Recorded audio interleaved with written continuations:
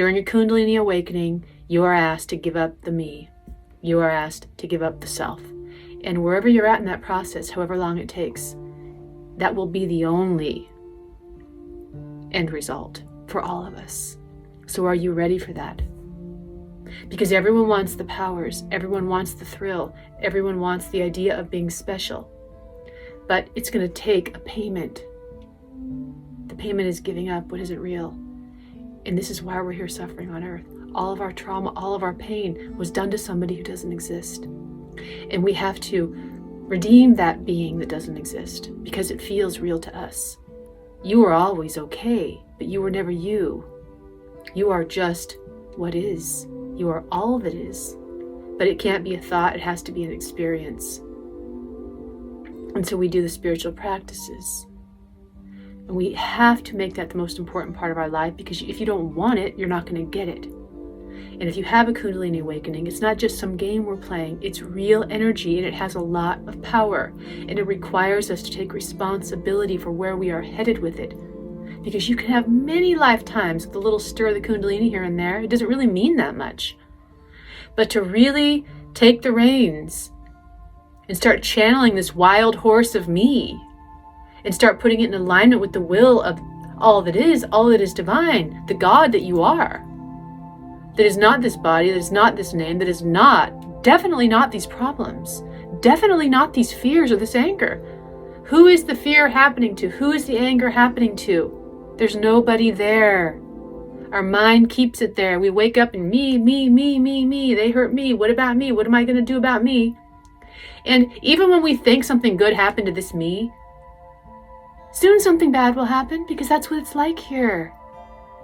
And yet we're still grasping and pulling and fearing and pushing away and pulling, and it's just never going to be enough, or it's going to be too much.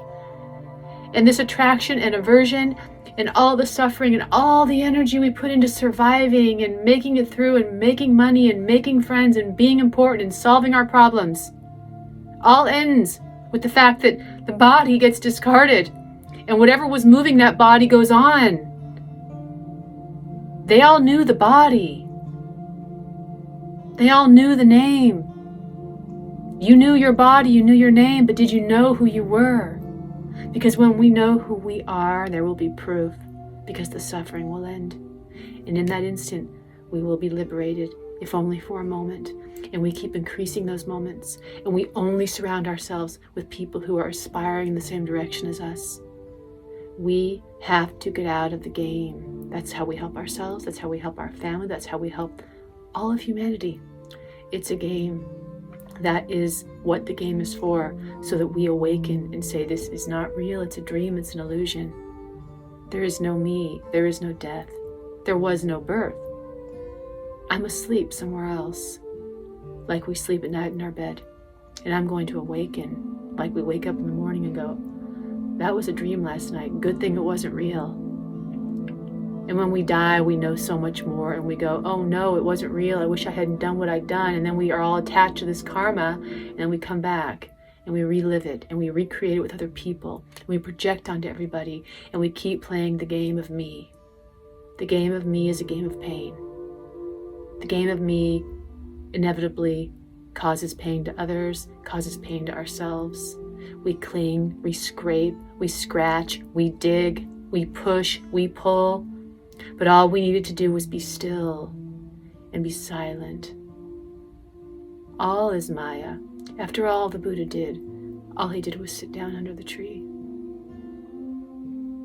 God was the Word. The Word was the first Maya, the first form of sound that started making things. The Divine Mother, the feminine, is the form. And the form goes back to the silence. And we appreciate the divinity in all that is, but for us to get hung up on it and not understand the source, not understand that who we really are is what matters. And while this world pulls us outward through the senses and through the culture and through the materialism and through all the things we're taught, the wrong things, in the end, there is never, and there never was any proof that it was a wise thing to do, to put everything into materialism and then die. But yet everyone does it. I will get my education. I will seek fame and fortune. I will stay young forever. I will get a facelift. I will get rich. I will get famous. And everyone that gets it still has to die. And yet no one looks and goes, wow, wasn't worth it. Everyone's still trying to do the same thing. And it's going nowhere. We must awaken from the insanity. The Kundalini awakening is to awaken from insanity. But believe it or not, however we feel we're sane, we are a part of the insanity within ourselves. So let's face the reality that I'm kind of crazy because I've been thinking I'm me for like a long time now. And I've made some deep ruts in this idea of me. And my mind is spinning around in this idea of me. And it gets real weird in there. And then my emotions start getting triggered. Then my body starts getting affected. And I'm putting so much life force into me, which can't even stay here anyway, because it never even happened. So the Kundalini wants to awaken you to a broader perspective of reality. And that comes with some strange experiences. Things other people won't believe or understand. It affects your body. Magical, strange, inexplainable things happen in life. I've had things happen to me that I wouldn't tell someone because they would think I was crazy. Because there's a lot more going on here than what the eyes of me can see. What we're capable of when we get over ourselves in this little fantasy of like me and what happened to me and did me wrong and I need this and I need that. When we get over that in a compassionate way, because this isn't about pushing ourselves down and berating ourselves for like buying into it. It's about creating the awareness that you can be free right now. Stop your mind. Do the practices. Get engaged in a space where you can do the practices regularly. The only hope, the only salvation, the only remedy is that the me has to go. The fear has to go. The desperation has to go. The clinging has to go. But it can't be a thought. We have to do the practices so the mind understands that the mind needs to change and the mind needs to let go of the me. But it takes practice because we've been doing this for so long. But when we do, liberation, and we keep coming back, of course we're going to get pulled back out. And we're going to remember, my only relief is that I don't have to be afraid because I am coming from a place that is fearless. And we have to identify with that. And we have to go deep to access who we really are. Because everything is pulling us into who we really aren't. And our whole life will get sucked into that.